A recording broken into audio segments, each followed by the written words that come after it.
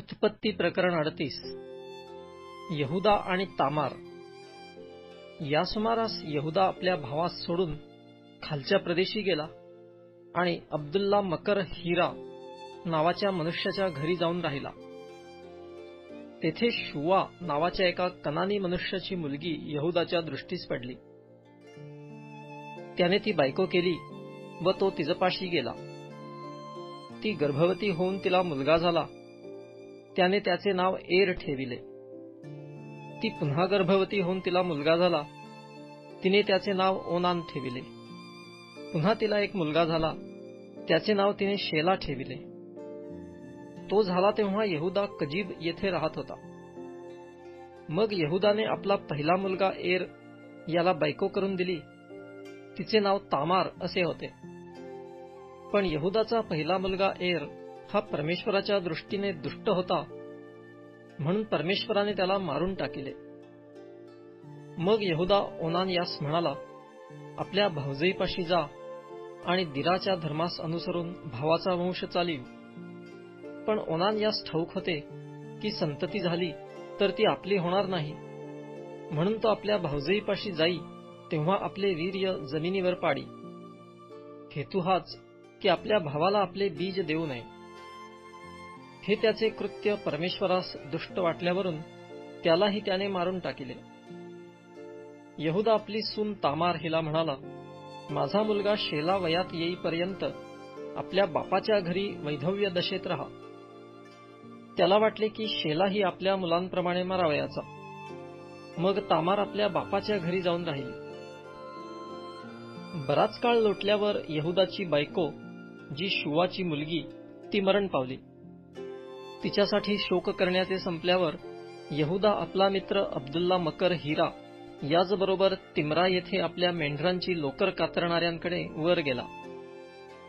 तेव्हा तामार हिला कोणी सांगितले की तुझा सासरा आपल्या मेंढरांची लोकर कातरण्यासाठी तिम्रा येथे जात आहे.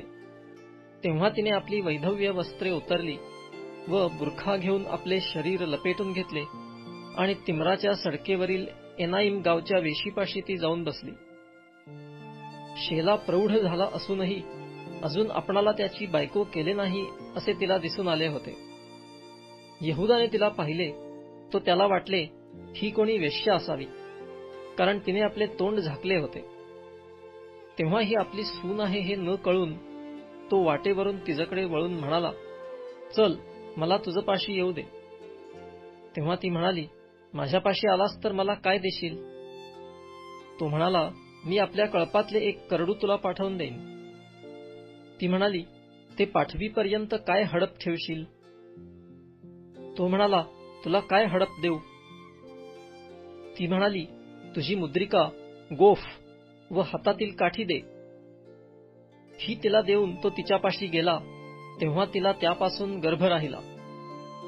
तेथून ती निघून गेली आणि आपला बुरखा काढून आपली वैधव्य वस्त्रे पुन्हा ल्याली. मग त्या स्त्रीपासून आपले हडप आणण्यासाठी आपला मित्र अब्दुल्ला मकर याच्या हाती यहुदाने एक करडू पाठविले, पण त्याला ती कोठे सापडली नाही. मग त्याने तेथल्या लोकांस विचारिले, एनाईम गावापाशी वाटेवर एक वेश्या होती, ती कोठे आहे? ते म्हणाले, येथे कोणी वेश्या नव्हती. मग तो यहुदाकडे परत जाऊन म्हणाला, मला काही ती सापडली नाही.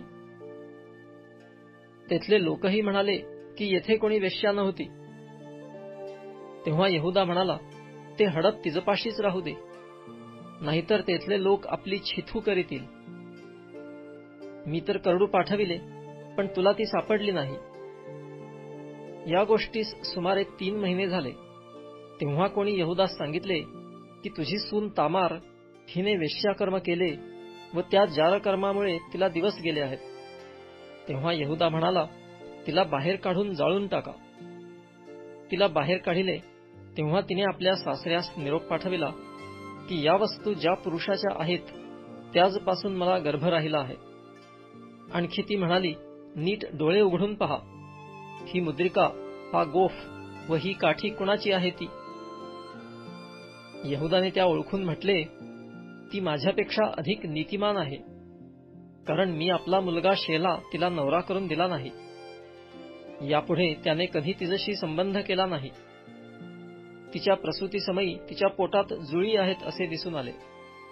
तिला वेणा होत असता एका बालकाचा हात बाहेर आला, तेव्हा सुईणीने त्याच्या हाताला लाल सूत बांधून म्हटले, पहिला हा बाहेर पडला. त्याने आपला हात आखडून घेतला, तेव्हा त्याचा भाऊ बाहेर पडला. तेव्हा सुईण म्हणाली, तू आपल्यासाठी कशी वाट फोडलीस? म्हणून त्याचे नाव पेरेस असे पडले. मग ज्याच्या हातास लाल सूत बांधिले होते तो त्याचा भाऊ बाहेर पडला आणि त्याचे नाव जेरह ठेविले.